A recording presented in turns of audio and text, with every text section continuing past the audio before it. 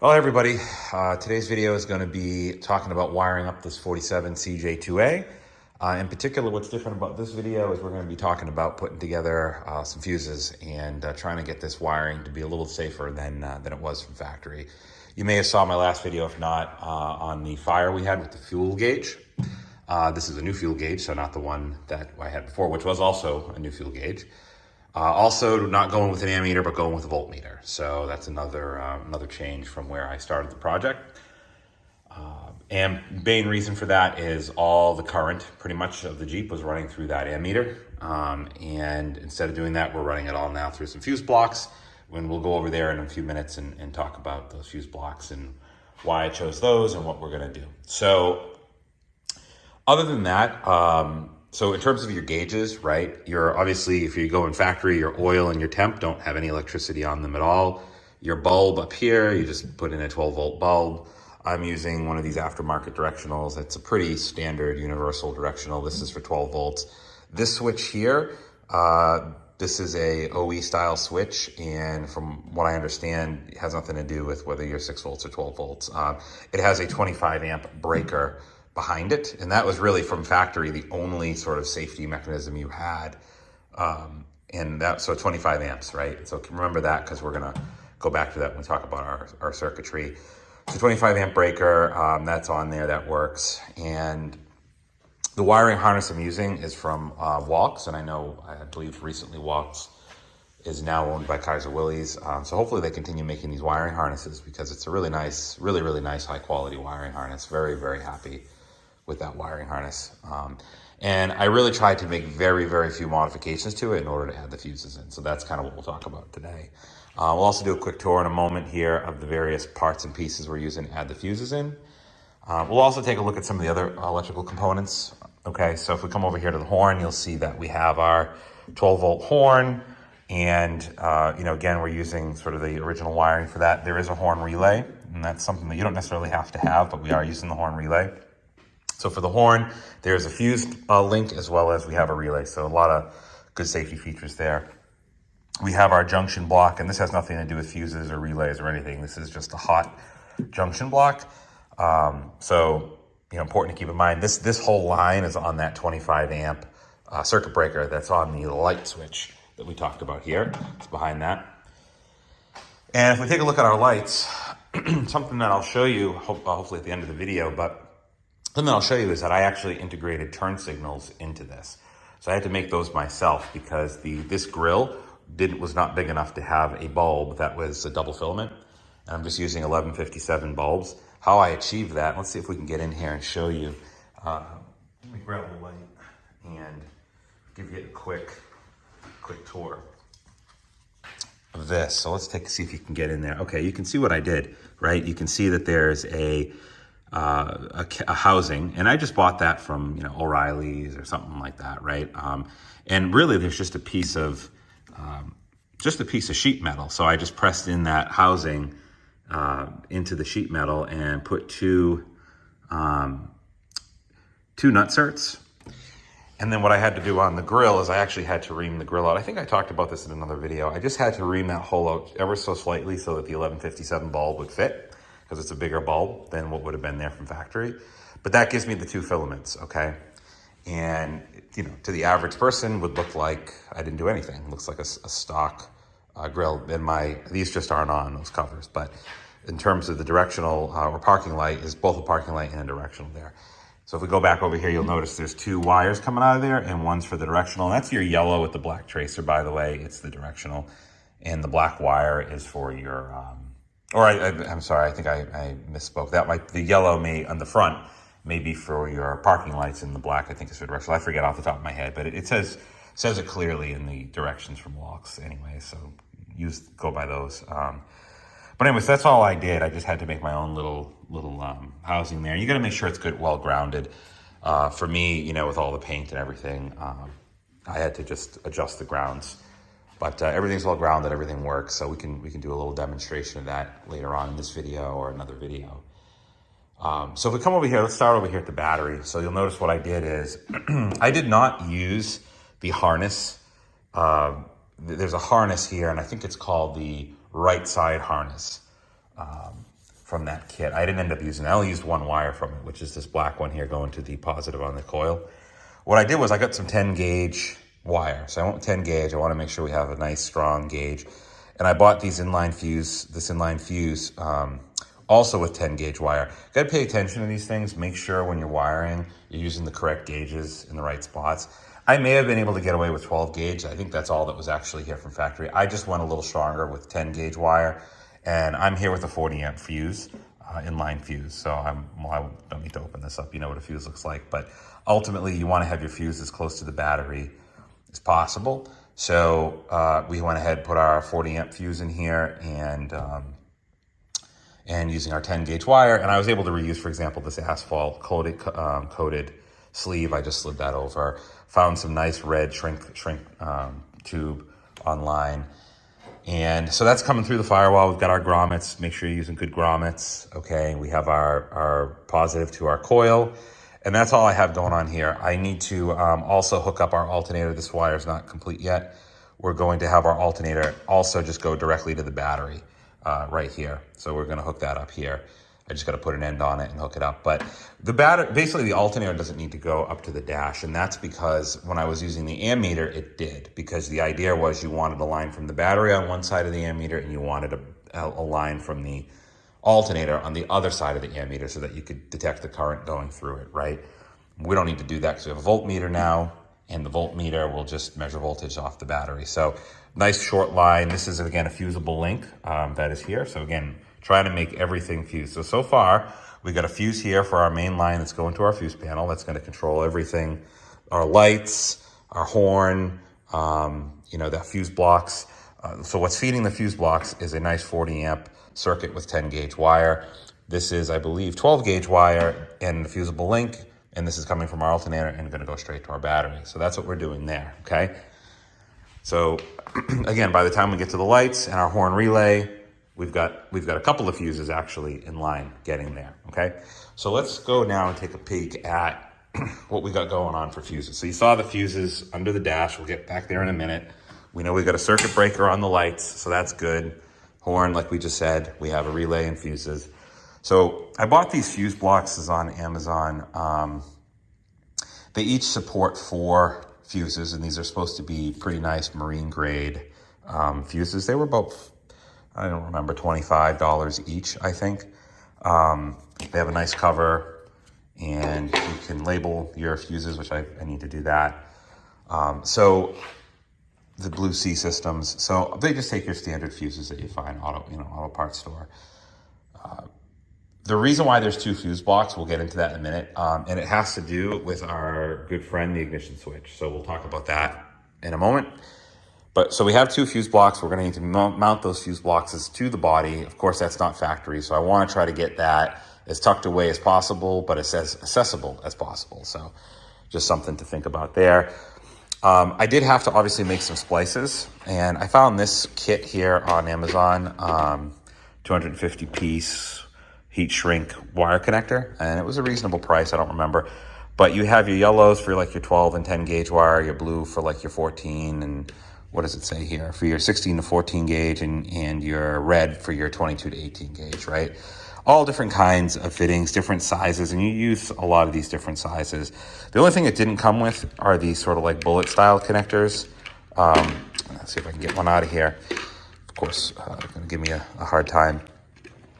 These actually didn't come with this kit. I actually bought these separately, but I love these connectors with the shrink tube on them because you crimp them and then you just melt the shrink tube, and it just makes for a nice stronger connection. So these I had to buy separately, and I used a bunch of these for the directional.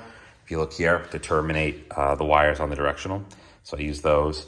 But I used a lot of these different size fittings with the different, for that 10 gauge wire, for example, to go to the battery, we needed a bigger eyelet. Things of that nature. So this is a really nice kit, and it's a lot cheaper to just buy these in bulk instead of trying to buy 5 or 6 at a time at the auto parts store. This here is for the flasher. So if you're getting this flasher like I got, I mean, they're all, I think, basically the same thing. You can get this ballast or whatever you want to call it. They call it a flasher. The one with the 2 prongs, the X and the L.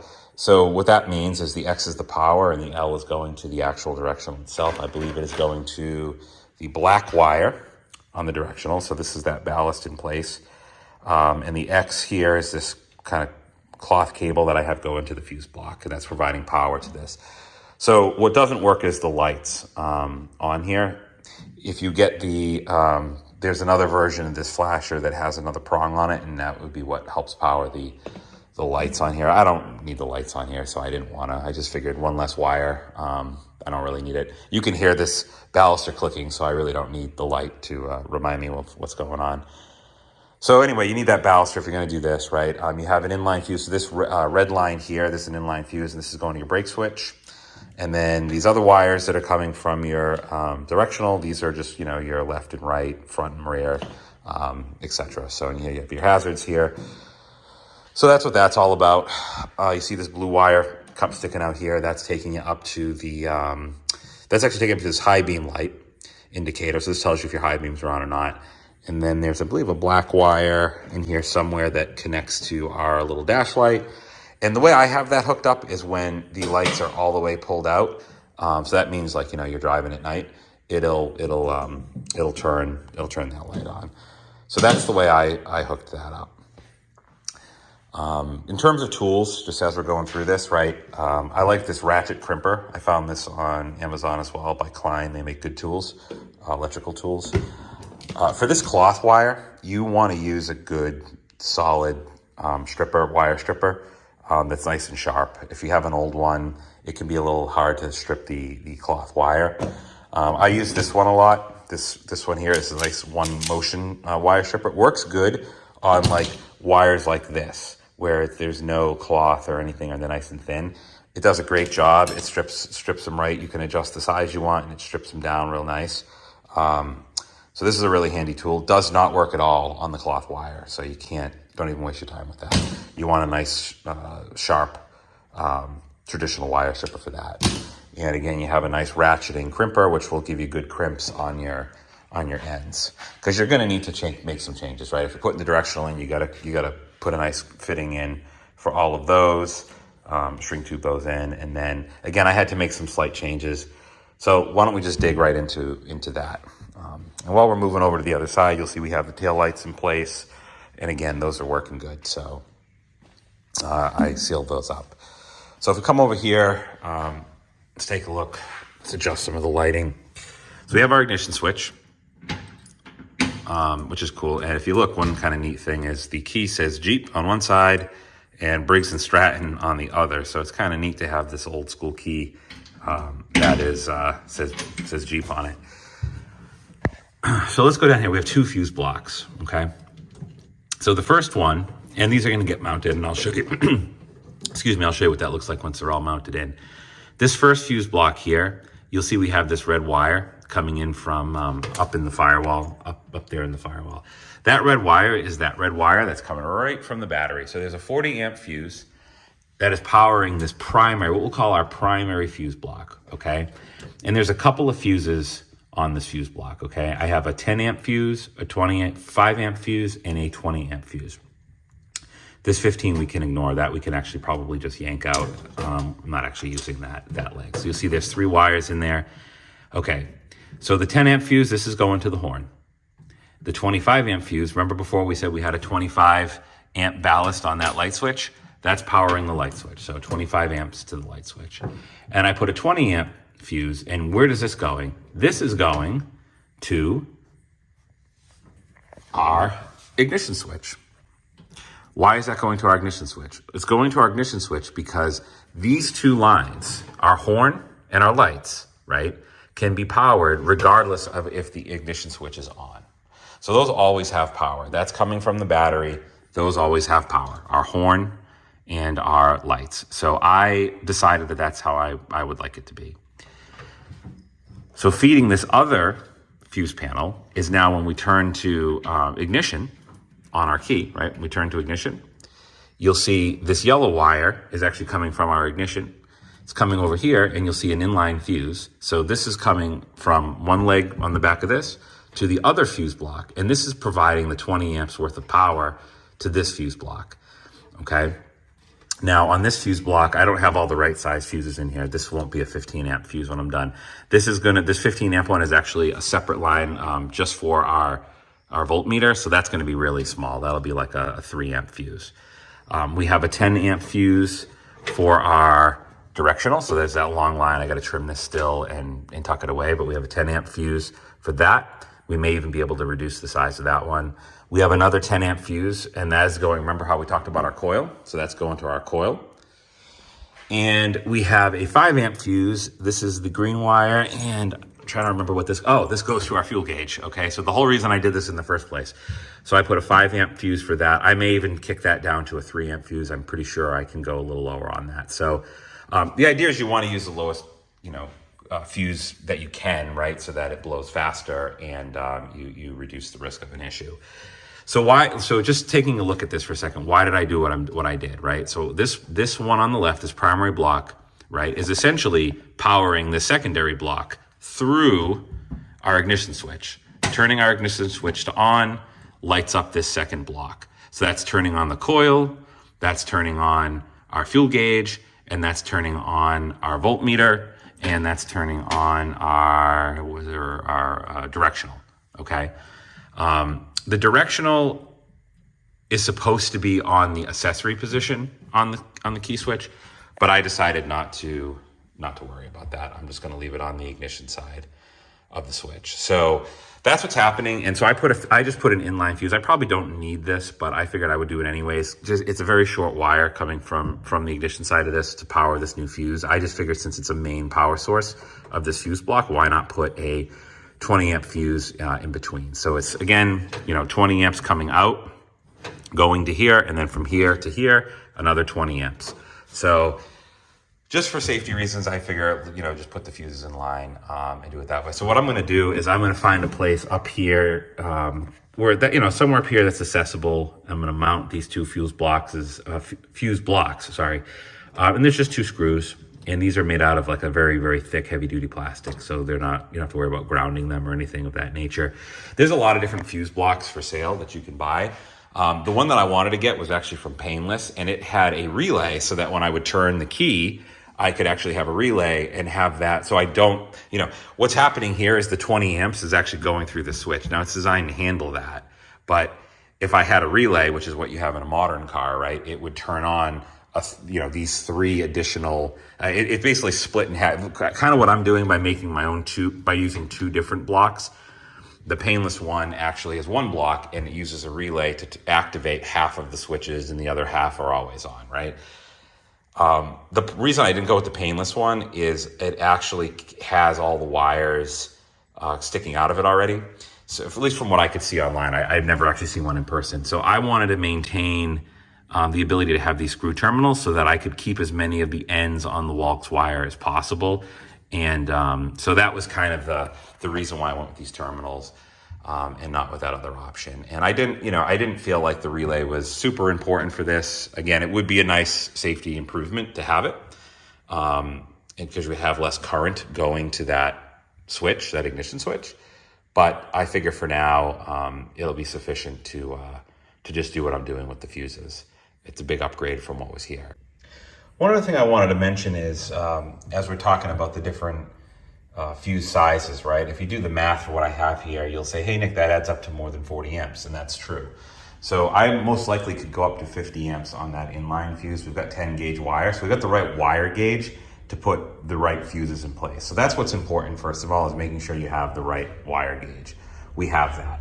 So these are the fuses I had around, and for certain, the only fuse that I definitely know the right size would be the 25 amp, because that's the size breaker we have. So that's a certainty. Most likely, I can lower the size of the fuses on just about everything else that I have here. I just have to get the right size fuses and put them in. So that's important.